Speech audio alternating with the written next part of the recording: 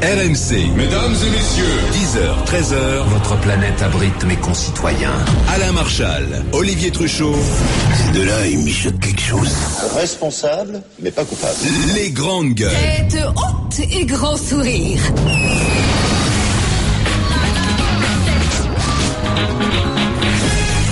Allez, GG, ça continue, c'est de 10h à 13h, c'est tous les jours, le show qui vous parle et qui parle de vous. On a le GG et vous tout à l'heure à 12h40 pour reprendre la parole ensemble sur tout ce qui a été dit aujourd'hui dans les GG. On a parlé de Dieudonné qui va se retrouver en correctionnel pour apologie du terrorisme. On a beaucoup parlé aussi du cas de Philippe Tesson aussi avec ses propos. Je sais que ça vous a fait beaucoup réagir, qui mériterait l'incitation à la haine raciale, l'UMP qui réclame l'indignité nationale, le travail des médias depuis qu'a démarré la tragédie de Charlie Hebdo, les actes terroristes et médias ont-ils été à la hauteur? Bref, des sujets qui vous ont fait beaucoup réagir, que ce soit en direct au 3216 ou sur Twitter ou sur internet rmc.fr, et on en reparle tout à l'heure à 12h40. RMC, le grand oral des grandes gueules. Et avec Claire Aupetit, Pascal Perry et Étienne Niébig, c'est le philosophe, l'islamologue, théologien, l'universitaire Tariq Ramadan qui passe le grand oral des GG. Tariq Ramadan, bonjour. Bonjour. Vous signez un livre de l'islam et des musulmans, Réflexions sur l'homme, la réforme, la guerre et l'Occident. Un livre qui a été écrit, bien entendu, avant les événements que nous avons vécus en France ces derniers jours, mais qui est passionnant, justement, au regard de ce qu'on peut dire sur l'islam depuis quelques jours. Ce matin, François Hollande était à l'Institut du monde arabe. Et voilà ce qu'il a dit. Il dit finalement les musulmans sont les premières victimes de l'islamisme radical. C'est vrai ça ? Oui, c'est vrai sur le plan idéologique et c'est vrai sur le plan factuel. Le nombre de victimes musulmanes, c'est bien plus que toutes les autres victimes à travers le monde. Et ensuite, sur la perception, sur le fond, sur la discussion, ce que je dis souvent, 95% des fois où je suis invité à prendre la parole, c'est pour dire ce que l'islam n'est pas, par différenciation avec cet islamisme radical. C'est pas de dire ce que c'est que du point de vue spirituel et des valeurs communes que nous avons. Et pourquoi on a l'impression que c'est cet islamisme radical qui semble s'imposer dans le monde musulman ? Non, ça n'est pas vrai. Je pense c'est là où il faut, avec l'émotion, revenir à la raison et revenir aux faits et aux chiffres. Si on regarde même en France, c'est-à-dire que l'immense majorité des millions de Français de confession musulmane, mais c'est vrai par tous les gouvernements, vous le disent en Europe et en Occident, sont des citoyens, apportent leur contribution dans un travail quotidien et silencieux. Donc il faut faire attention à l'événement médiatique qui cache le mouvement historique de la présence des Français de confession musulmane. Contrairement à tout ce qu'on dit, si aujourd'hui on tombe dans le piège de dire que la France est en train d'échouer sur le plan de l'intégration, on fait exactement le jeu des violents et des extrémistes. La France n'échoue pas. Ah bon, ça c'est intéressant parce qu'on entend plutôt un discours, voilà, c'est l'échec de l'intégration. C'est le contraire. C'est-à-dire qu'aujourd'hui, la France, comme les pays européens, sont en train de faire sur le long temps historique une réussite du point de vue de la présence. C'est le contraire qui se passe, c'est-à-dire que les Français de confession musulmane sont en train de sortir du ghetto géographique, sortir du ghetto urbain, sortir du ghetto intellectuel, devenir de plus en plus présents dans tous les corps de métier. Et cette présence-là, elle nous choque. On dit, ah bah tiens, ils sont là. Mais oui, mais ils étaient là avant, mais ils étaient cachés et maintenant ils sont en train de sortir. Donc ça marche.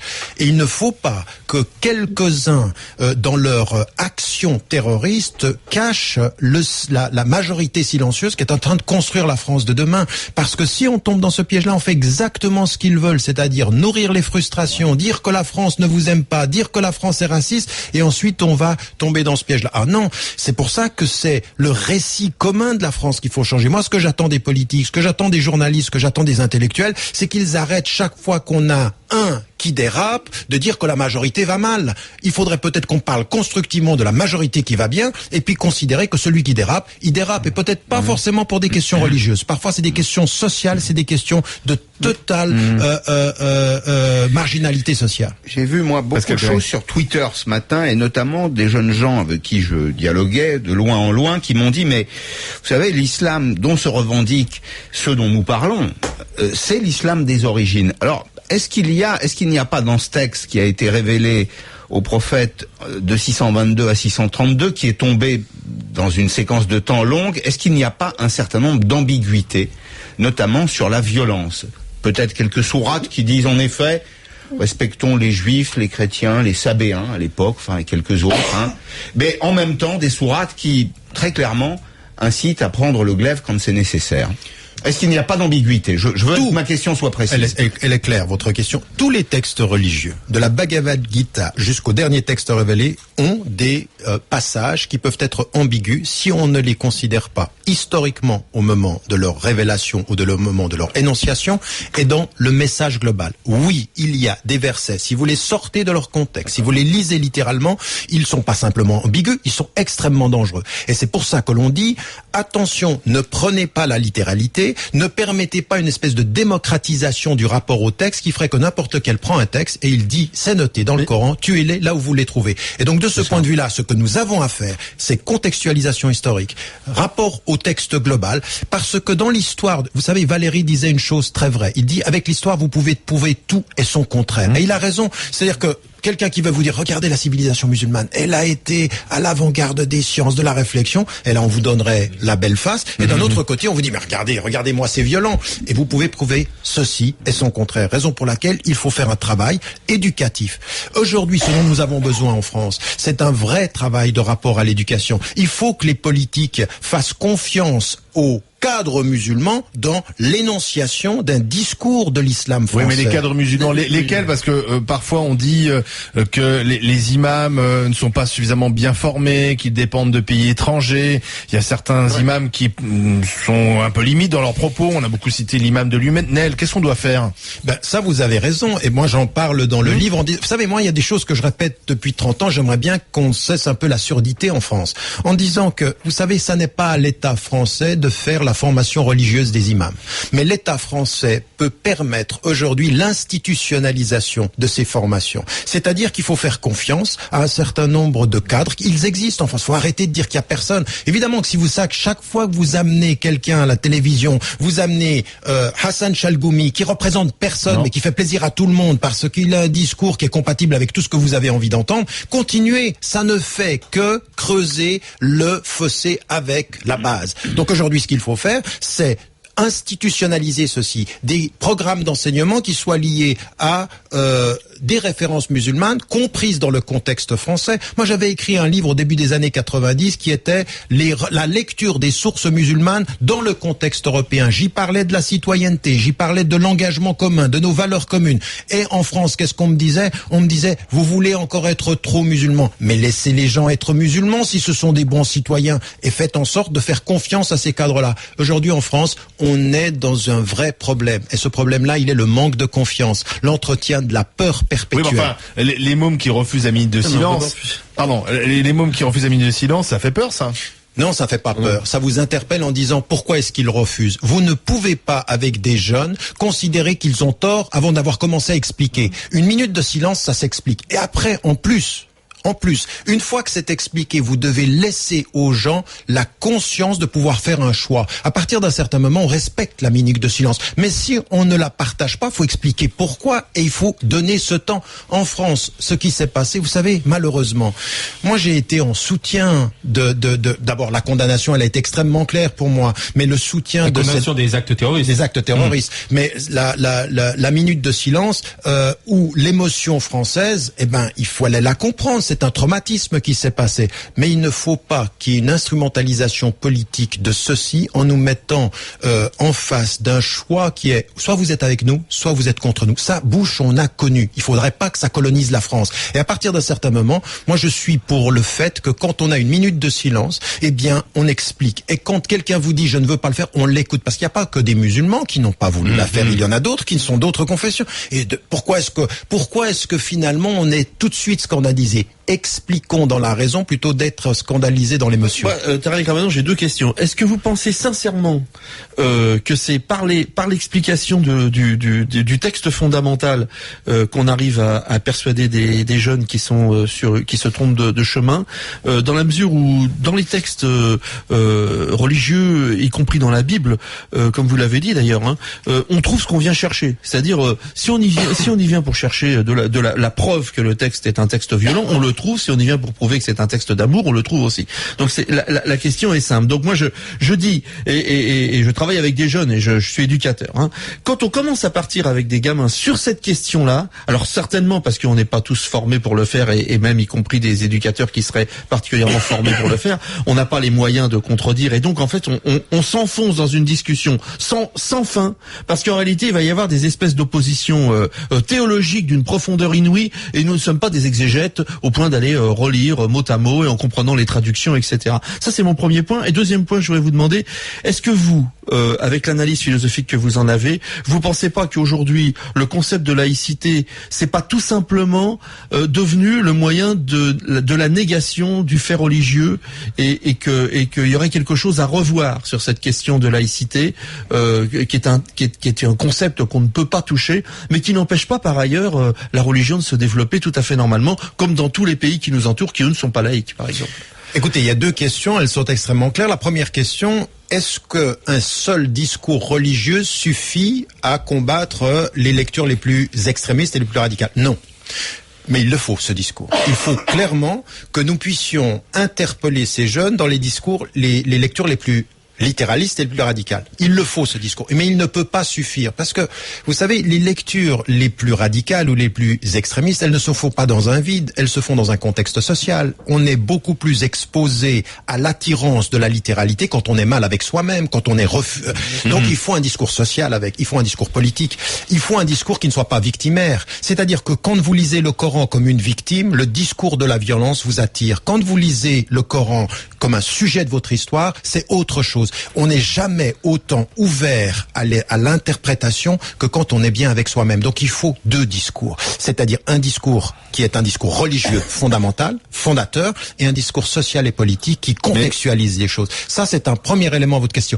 Sur la deuxième question que vous avez, sur la question de la laïcité, je pense qu'aujourd'hui, il y a la laïcité institutionnelle et il y a les règles de la laïcité. Moi, ce que je demande à la France, je n'arrête pas de le dire depuis 25 ans, c'est appliquer cette laïcité dans la lettre et l'esprit égalitairement et pour tous. Aujourd'hui, ce que c'est devenu chez certains, c'est utiliser la laïcité pour le rejet du discours religieux, c'est-à-dire faire sortir ceci. On n'arrivera pas en France. Une laïcité de l'exclusive et de l'exclusion est une laïcité qui travaille contre elle-même. Une laïcité de la diversité est une laïcité qui est définition de la laïcité, qui est fidèle avec elle-même. Et ça veut dire quoi? Ça veut dire que aujourd'hui dans les écoles, mais quel moyen on donne à nos enfants de pouvoir gérer la diversité religieuse? Vous faites des illettrés religieux et vous pensez qu'on va être ouvert. L'illettrisme, par définition, qu'il soit religieux ou qu'il soit simplement fonctionnel, il produit une émotivité d'exclusion. Oui, sauf que quand on rentre à l'école, on laisse sa religion aussi de côté. Oui, quand on arrive à l'école, on écoute l'enseignement de l'instituteur, du professeur des écoles, et on ne réagit pas par rapport à la religion. On n'est pas en train de parler de la même chose. Ce que je vous dis, c'est que vous arrivez à l'école sans religion, mais à l'école, on doit vous enseigner le fait religieux. On doit vous expliquer ce que c'est que l'histoire des religions, la diversité des religions. C'est dans les programmes historiques. Sauf quand on rentre chez soi, on explique à des enfants que ce que dit le maître, ça n'a rien à voir. L'histoire de la religion, ce n'est pas l'affaire du maître. C'est ce qu'on vit le vendredi, ou ce que les parents vous font vivre comme religion, qui est important. Et alors après, si vous voulez, l'enfant se retrouve coincé entre ce qu'il a à l'école et ce qu'il a chez lui. Ah non, moi je suis un enfant de la laïcité.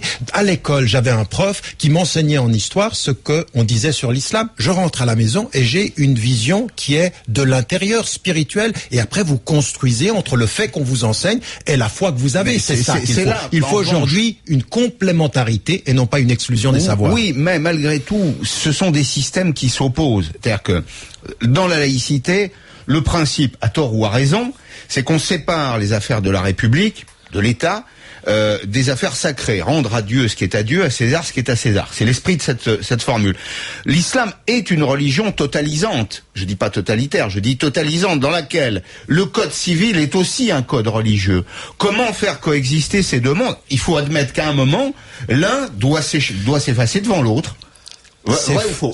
Non, c'est pas juste. Bon. C'est-à-dire, mais vous savez, c'est ça le problème, c'est qu'on a eu un discours d'orientaliste qui s'est construit sur les colonisations en disant les musulmans ne font pas la distinction entre les choses. Mais non, regardez, des millions d'Européens de confession musulmane vivent sans problème avec le cadre légal qui est le leur. On n'a aucun problème avec ça. On sait.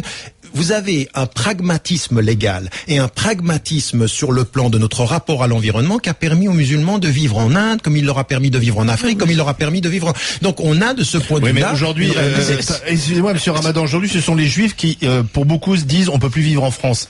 C'est pas les musulmans qui se posent la question de savoir s'ils peuvent vivre en France ou pas. Après, notamment ce qui s'est passé là, mais après aussi Mera et d'autres actes antisémites, les juifs, ils sont nombreux à le penser, disent on pourra plus continuer à vivre en sécurité en France, on va partir ailleurs. Raison pour laquelle, sur ce discours-là, et je peux entendre ceci, mais vous devez aussi entendre... Et ils sont tués par des terroristes qui sont musulmans, qui se réclament musulmans. Mais encore une fois, il y a... parmi les victimes, il y a un musulman. On va pas faire le compte des victimes. Il ne faut pas tomber dans cette travers-là. L'hypercacher a été visé parce que c'était une épicerie juive et qu'on allait trouver des juifs à tuer, quoi. Voilà. C'est là aujourd'hui où on doit vraiment poser la vraie question. Le discours du Premier ministre israélien qui vient dire aux Juifs de France, votre patrie est Israël, est non simplement maladroit, mais il est la fausse réponse à la question. Aujourd'hui, ce dont nous avons besoin, et c'est la responsabilité des citoyens français, devenir chrétiens, donc juifs dans l'ordre chronologique, juifs, chrétiens, musulmans, athées et agnostiques pour venir au nom des valeurs. Maintenant, il ne faut pas jouer le sentiment victimaire. Ce discours de dire on n'est plus chez nous en France, il faut qu'on attende de la communauté juive et de ses responsables un discours qui soit exactement l'opposé. Vous êtes en France vous devez construire l'avenir. Et la même chose des musulmans. Ça, c'est un discours qui est responsable. Sinon, on va vers des exclusions et ça n'est pas la bonne solution. Tariq Ramadan de l'Islam et des musulmans, presse du Châtelet, c'est les éditions Réflexions sur l'homme, la réforme, la guerre et l'Occident. Et c'est Tariq Ramadan qui passe au grand oral des GG. Claire, je te donne la parole dans 2 minutes, à tout de suite. RMC, les grandes gueules. RMC, le grand oral des grandes gueules. Avec Tariq Ramadan, le philosophe, l'islamologue, le théologien, universitaire, auteur de l'islam et des musulmans, c'est aux éditions Presse du Châtelet. Vous pourriez dire, Tariq Ramadan, je suis Charlie ? Non, je ne le dirais pas de cette façon. Je dirais qu'est-ce que vous entendez par là, et je serai dans la nuance. C'est-à-dire que si aujourd'hui je suis Charlie veut dire condamnation absolue de ce qui s'est passé et défense de la liberté d'expression, j'ai aucun problème avec ça. Si maintenant il y a cette récupération, c'est pas très bien, parce que ça veut dire beaucoup de choses dans beaucoup d'esprits différents. Et moi je ne suis pas tellement pour les slogans. Je ne suis pas tellement pour cette espèce d'expression émotive qui perdrait le sens de la raison et de la pondération, parce que j'ai fait la critique de Charlie avant ce qui s'est passé. J'ai débattu pendant les caricatures. Exactement. J'ai débattu et je ne trouvais pas cet humour très noble en l'occurrence. Donc en l'occurrence, moi je suis aujourd'hui celui qui défendrait les principes de la liberté d'expression dans la condamnation absolue. Mais on a le droit de pas aimer une caricature. Mais j'ai le droit de dire que ouais non mais parce que on en est arrivé à un point. On est en arrivé à un point où si vous êtes pas Charlie, ça veut dire que forcément vous êtes dans le soutien du pire. Non, il y a encore. Il faut que la France, on ne perde pas le sens de la réflexion. Il faut qu'on pense à la pondération et qu'on ouvre des débats. Moi, je trouve que cette assignation à prendre position d'un côté ou de l'autre est totalement déplacée. Je suis tout à fait d'accord avec vous, puisque là, nous sommes les personnes qui défendent en disant je suis Charlie. Le droit d'expression est devenu la pensée unique. Si nous n'avons pas cette pensée-là, moi, samedi, j'ai manifesté. Bah alors, dimanche, pardon. C'était dimanche, c'est pour ça que t'étais toute seule. Mais voilà, tu me dis, il y avait personne. Mais évidemment, c'est une blague. Les étudiants, ils auraient pu arrêter la circulation. Place de la République, hyper dangereux. Il est content, là. Il a pendant 30 secondes, il est content. Moi, je suis Charlie parce que j'aime bien me marrer, tu vois. Donc, dimanche, j'y étais, mais j'ai refusé d'avoir l'affiche, moi aussi, Charlie, parce que c'est hypocrisie et cette pensée unique m'indispose profondément. Alors que je suis à 100%, alors j'ai jamais acheté Charlie, j'achèterai pas Charlie. Et parce que c'est pas ma lecture. Par contre, ce que je vais faire, c'est que je vais envoyer un chèque, quand même, alors je sais que c'est très minime, mais ça va être symbolique, du montant de Charlie, parce que je veux qu'il continue à apparaître. Et vous êtes aussi pour qu'il continue à apparaître. Mais je n'ai pas du tout envie de l'acheter pour l'acheter, alors que je l'ai jamais acheté de ma vie. Je ne veux pas tomber dans cette caricature. Un journal continue à apparaître s'il a le lectorat qui le suit. En l'occurrence, il était à 60 000 avant les événements. C'est mon côté. Maintenant, je voulais revenir sur ce que vous avez dit tout à l'heure. Effectivement, nous avons beaucoup, et heureusement, énormément de Français de confession musulmane qui sont intégrés et des jeunes avocats, l'islam professeurs, est compatible avec la chercheurs, République, c'est ce qu'a dit bien François sûr, Hollande ce mais matin, tout à ce qu'il a fait. répété Nous en avons énormément. à l'Institut du monde Mais arabe. depuis La 10 question, ans, c'est l'inverse. Hein. depuis 10 ans, nous voyons apparaître quand même dans les parents, dans les jeunes parents, de plus en plus d'aussi bien hommes que femmes, qui mettent en avant leur religion avant de mettre la laïcité. La République. Oui, la République, évidemment, ça va de soi, puisque ce n'est plus la loi de la République qui est mise en avant, normalement. Mais la loi religieuse. C'est la loi religieuse. Et nous avons de plus en plus, puisque moi je suis d'origine du 93, de Saint-Denis, nous avons de gros problèmes, et même là, on a eu quand même une femme qui s'est fait attaquer avec sa voiture et voulait lui casser si elle laissait sa petite pancarte. Je suis Charlie. Beaucoup d'enfants qui ont refusé. Il y a un véritable problème. Les parents eux-mêmes, jeunes, sont devenus, avec des signes extérieurs qui est vraiment extrêmement prononcé sur la religion d'abord. Les enfants sont complètement... Parce que vous voyez même des enfants, des petites filles de 6 mois, 1 an, qui ont déjà la tenue. Avec la robe et le petit foulard. Nous allons où, là? Alors, Tariq Ramadan. Non, ça c'est une très très bonne question. Il faut, encore une fois, proportion garder. En termes de chiffres et en termes de faits, ça augmente, mais ça n'est pas du tout la majorité.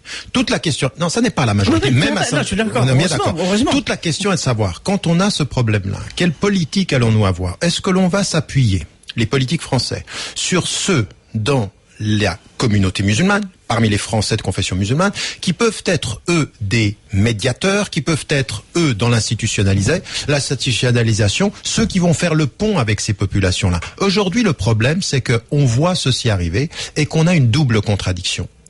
On a un discours stigmatisant et un discours qui parle de l'islam que quand il y a problème. On n'a pas de politique sociale de construction, de politique sociale et de politique urbaine de construction. On n'a pas ceci. Le problème de la politique en France, c'est que ça n'est plus de la politique, c'est de la réaction émotionnelle sur ces questions-là, de l'islamisation des questions socio-économiques. Ça, c'est un premier problème. Mais il y a un deuxième problème qui est plus important à mon sens, c'est qu'en France, il faut aussi qu'on regarde la contradiction. Vous ne pouvez pas prendre de l'argent des Saoudiens, les laisser avoir des lieux de culte, et puis ensuite demander aux musulmans, prenez position. Vous pouvez pas travailler avec des littéralistes parce que ceux qui les soutiennent ont beaucoup d'argent et ensuite demander aux musulmans de devenir autonomes quand vous ne leur faites pas confiance. On a un vrai problème politique ici. L'islam de France, ce sera des formations d'imams en France. Ce seront des institutions françaises, mais il faut se donner aujourd'hui, il faut établir une confiance entre les partenaires. C'est le seul moyen d'aller à l'encontre de ces régions. Je vais aller plus loin. Est-ce que la pratique rigoureuse, radicale, voire les salafistes ont-ils leur place en France et dans la République telle qu'elle est aujourd'hui, Tariq Ramadan? Alors, encore une fois, il faut aller au cas par cas. On peut pas... Toute personne qui va à l'encontre de la loi ou qui suppose que sa lecture de l'islam pourrait faire en sorte qu'il ou elle ne respecte pas la loi n'a pas sa place, puisque dans notre compréhension de ce que c'est qu'un citoyen et ensuite de ce que c'est qu'être musulman, on respecte la loi. Donc, ces cas de figure-là, il y a un vrai problème. Dans la violence, il y a un problème. Qui le résout? Est-ce que c'est l'imam qui le résout ou est-ce que c'est la République, c'est le juge, sont les institutions? À partir du moment où quelqu'un enfreint la loi, c'est la République garant de la législation nationale. Mais pas la loi. Quand vous avez une jeune maman et que l'enfant ne voit sa maman que habillée autrement que les autres, qui mettent sa foi en avant. Comment voulez-vous que cet enfant se sente bien dans notre société? Non, ça c'est différent. Attention, quand elle sort et qu'elle porte le foulard ou qu'elle s'habille, ça c'est son problème, parce que ça fait, on peut pas avoir, attendez, il faut savoir de quoi on parle. La question de la vie privée, la question, chacun est libre dans sa vie privée de s'habiller comme il veut. Je vous parle pas que du foulard, je vous parle d'une tenue complète qui fait qu'on voit le visage mais qu'on ne voit rien d'autre avec les gants pour pas qu'on voit les mains et tout. Excusez-moi, mais il y en a quand même. Il y en a. Comment voulez-vous que l'enfant se sente bien? Moi, non, mais ça s'appelle c'est pas la question. La question, elle est-ce que aujourd'hui les littéralistes ont leur place en France à partir du moment où ils respectent le cadre légal et qu'ils agissent comme des citoyens? Par exemple, quand on leur demande, par exemple, une personne qui couvre son visage et que en matière de sécurité, on lui dit non, on doit voir votre visage pour vous identifier. Elle doit montrer son visage parce que c'est une nécessité du... Pourquoi voyons-nous depuis 10 ans des femmes habillées de la sorte, de façon à ce que tout le monde sache, dès que l'on la voit, sa religion, alors que ça n'existait pas avant. Et c'est ça qui nous met mal à l'aise. Comment expliquer ça? Mais encore vous-même, ça augmente. Ça augmente, mais en même temps, en plus, ce qu'il faut que vous compreniez, c'est que le succès de l'intégration qui fait en sorte que les gens sortent du ghetto social fait qu'ils sont plus visibles. Vous allez les voir davantage parce qu'ils sont en train de sortir. Oui, ceux qui ont un travail et tout, ils sont pas dans cette tenue-là. C'est la femme qui travaille pas, c'est la femme soumise. Non, ce que je veux vous dire par là, c'est qu'il y a une visibilité qui est due au nombre et à la sortie du ghetto. Ensuite, il y a effectivement des groupes qui sont littéralistes et qui ont aujourd'hui de plus en plus d'influence. C'est ça le problème. C'est ça le problème. Mais exactement, mais le problème, c'est exactement ce qu'on dit. Quand nous disons au pouvoir public, vous devez discuter avec les acteurs du terrain, au lieu de discuter avec des ambassades, au lieu de discuter avec des États. Alors ça, c'est un premier élément. Le deuxième élément, il est que ce combat sur l'interprétation de l'islam, il se fera aussi de l'intérieur. Sur le statut des femmes, puisqu'on parlait de ça avec Claire Petit, l'islam doit faire sa révolution. Le catholicisme l'a fait. Il y a eu Vatican II. À un moment donné, on a les catholiques se sont aussi adaptés à l'évolution de la société, au monde moderne. Alors ça n'a pas plu à certains. Il y a encore des partisans de Monseigneur Lefebvre. Enfin, ils sont de moins en moins nombreux. Et c'est Vatican II qui s'est imposé. Est-ce que l'islam doit faire sa propre révolution? Et ça, c'est pas les pouvoirs publics. Ça veut rien dire. C'est à l'islam de régler son problème. Ça veut rien dire. Si, ça veut dire le statut des femmes. Attendez. Que l'on regarde les sociétés majoritairement musulmanes et que l'on dise il y a des problèmes sur la question des femmes, j'ai été le premier à le dire, ça fait 30 ans que je le dis et que je le défends.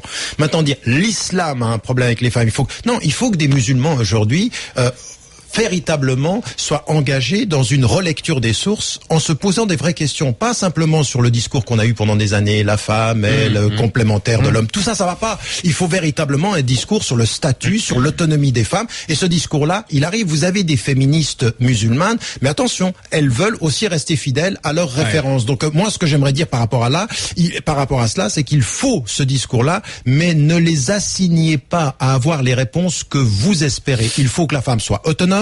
Il faut qu'elle puisse avoir le même salaire. Dans notre société, on a fait évoluer. On a attendu 1945 pour accorder enfin le droit de vote aux femmes. Les Français, ils ont peur de revenir en arrière. Il y a eu des acquis. On s'est séparé de l'Église catholique en 1905. Oui, mais pas que Zemmour. On s'est séparé de l'Église en 1905. Les femmes ont obtenu l'égalité dans plein de domaines.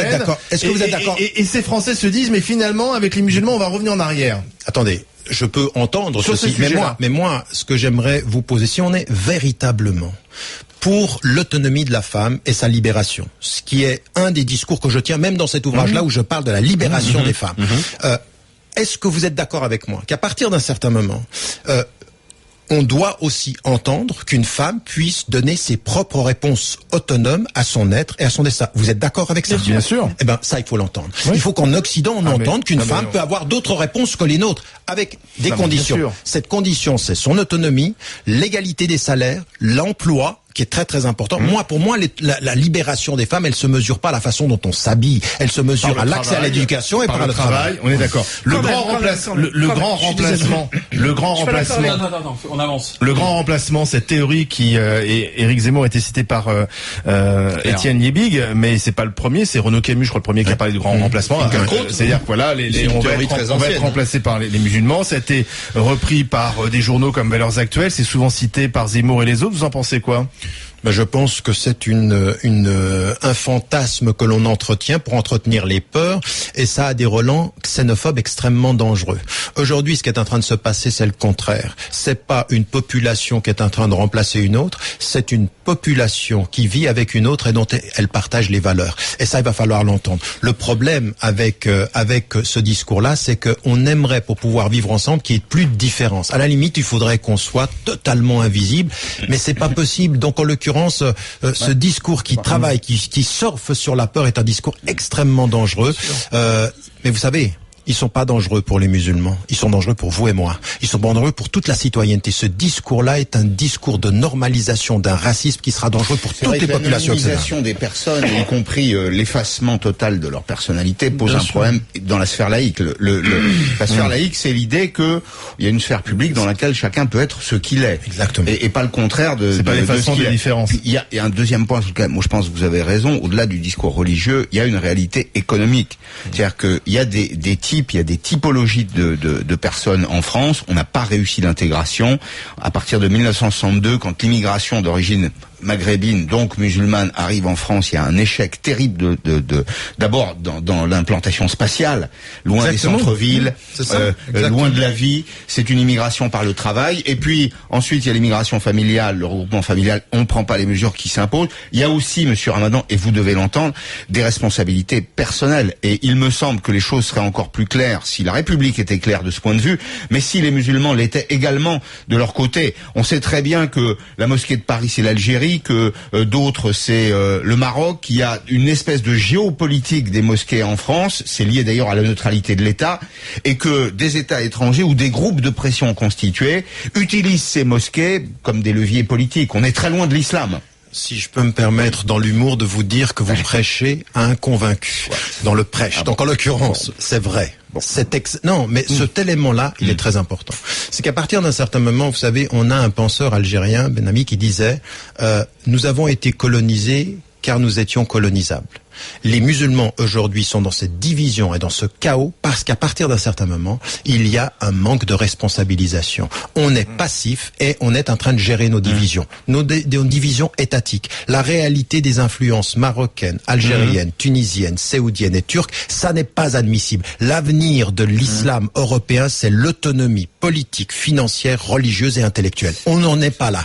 Deuxième élément. Mais oui, c'est très important. Deuxième élément, à partir d'un certain moment aussi, il faut voir ceux qui sont en train de venir servir à la classe politique le discours qu'elle a envie d'entendre, alors qu'on devrait dire exactement ce discours-là. Un discours de responsabilisation critique par rapport aux musulmans et de responsabilisation politique par rapport à l'État. Et aujourd'hui, ce discours, il manque. Et quand on vous le tient, on vous diabolise ou on vous exclut du discours politique parce que vous êtes en train d'interpeller les deux camps. Mais la responsabilité première, elle est musulmane, c'est tout à fait vrai, et elle doit se construire dans une critique à l'intérieur des communautés qui constituent la communauté musulmane de France. Que fait-on face à la montée du terrorisme islamique qui peut trouver des relais aujourd'hui dans nos pays? On a vu des vidéos qui commencent à tourner en français aussi, qui viennent de l'État islamique en disant frères, reproduisez ce qui a été fait à Charlie Hebdo, tuez-les, tuez leurs policiers, tuez leurs représentants.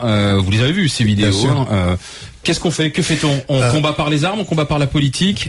Tariq Ramadan, vous condamnez fermement. La condamnation, elle est absolue. Maintenant, vous posez une question qui est très importante, c'est-à-dire qu'est-ce qu'on fait une fois qu'on a condamné?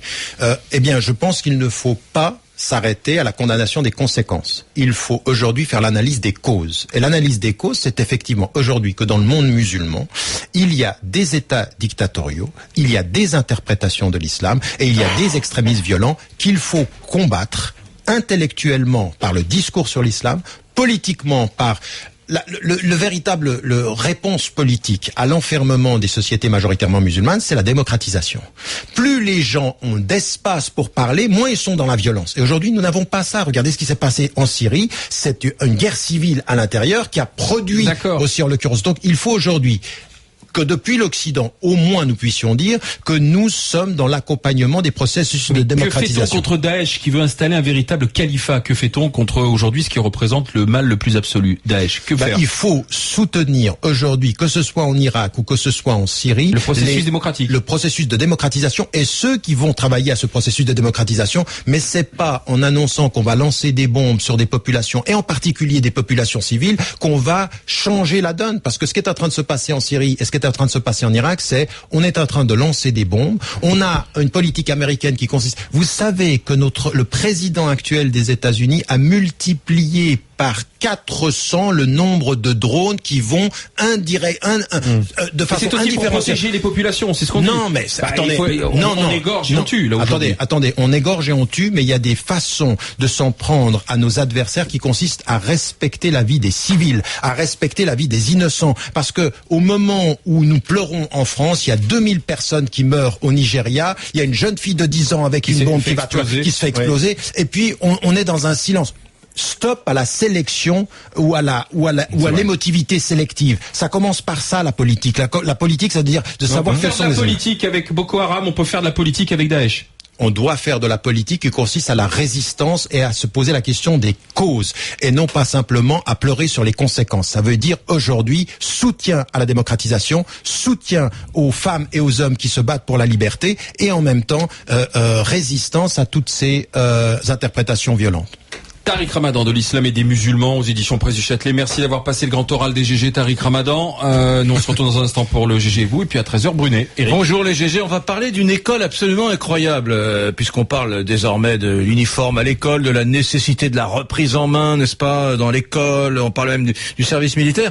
Un truc fabuleux. On est en Seine-Saint-Denis, quartier populaire, au milieu des cités, une école privée, Alexandre Dumas. Et alors là, on a les enfants qui sont scolarisés, sont des jeunes français, musulmans, voilà.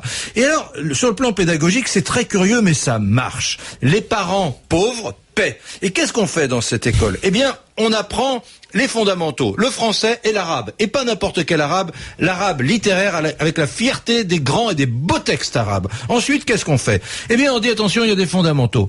Le lever des couleurs. Tous les matins, dans chaque classe, le meilleur élève de la veille lève le drapeau tricolore. Il y a l'uniforme, le retour de l'uniforme. Celui qui fait une bêtise grave, on lui enlève l'uniforme pendant une semaine. Et on se rend compte, foutez-vous de moi les amis. Non, et on se rend compte qu'à la fin de l'année, eh bien, au début d'année, il y a deux ou trois élèves par classe qui se disent français. Et à la fin, ça marche bien. On sent qu'il y a une réappropriation de la réalité républicaine par ces élèves. Ça fonctionne pas trop mal. C'est expérimental. C'est des cathos qui ont mené ça au milieu des cités dans le 9-3. Et je les reçois pour dire que finalement, l'uniforme et le drapeau tricolore, quand c'est fait comme ça intelligemment, ça marche bien. Et c'est à... J'ai l'impression que vous me croyez pas. Que vous on te croit. Allez, à tout de suite pour juger vous.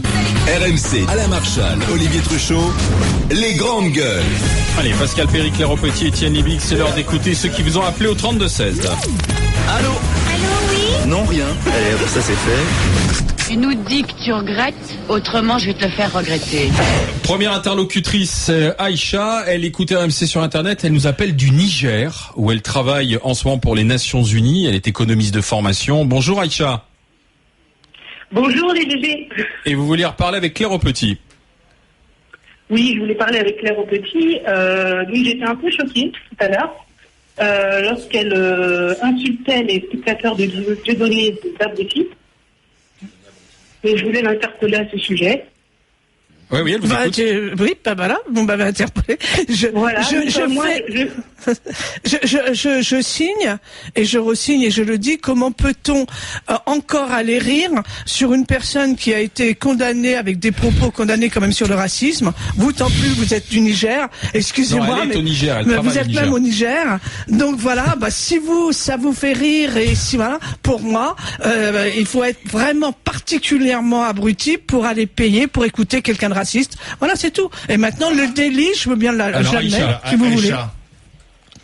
Bon, je vais essayer de vous répondre. Je suis au Niger, mais je suis française. Oui, mais ça n'empêche pas. Donc, la question, c'est que pourquoi nous, abrutis qu'on est, on va voir les spectacles de Dieudonné, parce que je fais partie de ces abrutis. Moi, je dirais qu'il y a deux raisons principales. C'est que, déjà, avec Dieudonné, on rit de tout, sans moralisme, sans bien-pensance contre-productive. Moi, j'ai ri avec Dieudonné des dictateurs africains, des infirmières cathos, des tueurs en série, des pygmées, du cancer, des musulmans. La même vie, le prophète est une pension ni utile ni raisonnable. Et je ris aussi des juifs avec Dieudonné. Donc voilà, c'est la première raison. La deuxième raison, c'est que les gens aiment le rire politique et technique. Voilà, donc Dieudonné, actuellement, c'est le seul qui fait ce genre de spectacle. Je pense qu'il y a beaucoup de gens qui pendant devant Gad Elmaleh debout, qui parlent de leurs copines, de leurs courses. Moi, j'aimais Coluche, j'aimais Desproges, j'aimais Bedos. Ils n'ont jamais eu de propos. Excusez-moi, ils n'ont jamais eu de propos racistes. Vous vous rendez même pas compte que pour mieux attaquer les Juifs, ils vous fait rire sur autre chose. Mais c'est tout. Bon, vous vous rendez pas compte, c'est pas grave. Mais c'est si c'est grave. Mais on en revient là. On en revient là. Voilà, c'est tout. Aussi, on l'a traité d'antisémitisme à l'époque. Coluche, on traitait de fascistes. Aujourd'hui, ils sont morts alors c'est des stars. C'est toujours la même histoire. Non, c'est pas ça. C'est que sauf Dieudonné n'a jamais, Coluche ou Desproges n'a jamais fait monter Roger Forisson sur scène non plus, si vous voulez. Voilà, donc il y a un degré dans le rire, Aïcha. C'est pour ça que le président de la LICRA a demandé à ce qu'on interdise le sketch de Desproges. C'est pour ça. Non, donc, moi, je trouve que ces interdictions, soit on peut rire de tout, soit on peut rire de rien. Mais qu'est-ce que vous voulez faire tout dans un monde, malheureusement, vous avez les racistes et vous avez les autres. Et vous voyez même pas que vous êtes en train d'applaudir un raciste. C'est votre problème. Mais malheureusement, c'est nous qui en subissons les conséquences et que vous avez eu quand même 12 morts aujourd'hui. Dialogue avec Claire Aupetit, Aïcha, et on a Marc qui veut en reparler aussi avec Étienne Yébig. Bonjour Marc. Oui, bonjour. Je vous appelle tout à l'heure. Allez-y. Vous m'entendez? Très bien. Ouais. Tout à l'heure, j'ai entendu monsieur Étienne Yébig, donc qui a dit à peu près les mots suivants. Si Dieudonné avait autant de succès et qu'il remplissait des salles, c'est parce qu'il était attaqué, parce que lui-même, Dieudonné et ses fans appellent le Dieudonné ouvre la bouche. Soi-disant, il est victimisé par le système, on l'attaque. Voilà, donc moi, je suis pas d'accord avec ça du tout, et je trouve que dire ça, justement, c'est très grave. Je pense, moi, pour ma part, que si les salles de Dieudonné sont pleines à craquer, c'est parce que c'est un espace où on peut assumer son antisémitisme. C'est un endroit où le juif est responsable de tous les maux d'humanité. On y tergiverse sur le complot juif. On y glorifie un bourreau de Ilan Halimi. C'est un endroit où l'on revendique son droit au négationnisme. Et j'en passe. Le tout agrémenté d'humour et de grimaces. Et tout cela, ne pas dire ce que je viens de dire, ne pas appeler un chat, ne pas dire clairement que Dieudonné c'est un défenseur du nazisme, ne pas dire clairement qu'au moins une grande partie de ses fans, de ses défenseurs, sont des défenseurs des droits à l'antisémitisme. Tout ça, c'est se rendre coupable d'un acte anti-républicain. Tout ça, c'est par lâcheté, ou par naïveté, ou par antisémitisme qu'on défend Dieudonné maintenant. Voilà, donc je pense, je parle de Aïcha. Marc, Aïcha, vous avez peut-être entendu. Vous savez, c'est marrant parce que le sketch qui m'a fait aimer Dieudonné, c'est un sketch où il se fout de la gueule des musulmans qui sont rentrés dans le World Trade Center. Ça s'appelle La fine équipe du 11, qui est absolument un sketch phénoménal où il se fout de la gueule de ces mecs-là en disant mais comment ces cons-là ont-ils pu croire qu'ils allaient avoir des vierges et tout. Et c'est un sketch qui a se tordre de rire tellement il se moque des mecs du 11 septembre. Et j'ai connu Dieudonné comme ça parce que je l'avais pu écouter depuis longtemps et je l'ai reconnu comme ça. Moi, je suis jamais allé voir un de ses spectacles. Bon, voilà, je l'ai eu que sur internet et c'est vrai que ce sketch-là m'a fait marrer. Son sketch sur le cancer de son oncle aussi m'ont fait marrer. C'est ceux-là qui m'ont fait marrer. Franchement, j'ai pas été chercher si dans les salles il y avait un ramassis d'antisémites et si c'était aussi clair que ça. Mais effectivement, attendez, laissez-moi terminer. Non, mais laissez-moi terminer. Je pense pour ma part que comme Zemmour, ce mec-là est pris dans une espèce de spirale dont il n'arrive pas à se sortir et qu'il n'en a pas ni l'intelligence et surtout que grâce à ce système, il se fait du pognon parce que ses salles sont pleines et je veux dire qu'il est pris dans un truc où il en rajoute toujours une couche pour toujours réattirer du monde qui va aller le voir. Et la couche qu'il rajoute, je suis totalement d'accord avec vous, la couche qu'il rajoute, c'est certainement une couche antisémite. Et justement, ce que j'ai dit tout à l'heure, c'est que il fallait l'ignorer, le minimiser, en faire. Non, c'est pas bien ça. Moi, je suis pas d'accord. Et moi, je crois qu'on est en train d'en faire une espèce de héros, de résistant. Vous voyez, une espèce de résistant, comme Zemmour, où tout le monde se prosterne devant lui parce qu'il a osé dire que les Arabes allaient prendre la place ou que voilà, il a osé dire un truc. Mais on s'en fout de ce qu'il dit, ce mec-là. Je veux dire, on est exactement devant des mecs qui savent plus quoi dire pour exister. Et plus ça va aller, plus ils vont être obligés d'en rajouter. Vous voyez ce que je veux dire? Oui, mais si vous voulez, moi je parle pas de Zemmour, vous faites une comparaison. Pour moi, c'est les mêmes caractères. Non, je suis pas d'accord, justement. Vous n'osez pas condamner Dieudonné, vous utilisez Zemmour. Pourquoi vous me parlez de Zemmour? Parce que pour moi, c'est les mêmes caractères, c'est-à-dire c'est des mecs qui n'ont plus rien à dire et qui en rajoutent une couche à chaque fois pour continuer de vendre. Étienne, c'est fini, on se retrouve demain à 13h. Claire, Étienne et Pascal, à très bientôt. Demain, Jacques Maillot, le père Patrice Gourier, Bernard Debré. Et puis on sera avec Laurent Geoffrin, le directeur de la rédaction de Libération. 12h58 dans 2 minutes. Éric Brunet et cette école exemplaire où on éduque les enfants avec le lever du drapeau. On y enseigne aussi l'arabe. C'est merveilleux. Le monde rêvé d'une école dans le 93 avec Éric Brunet.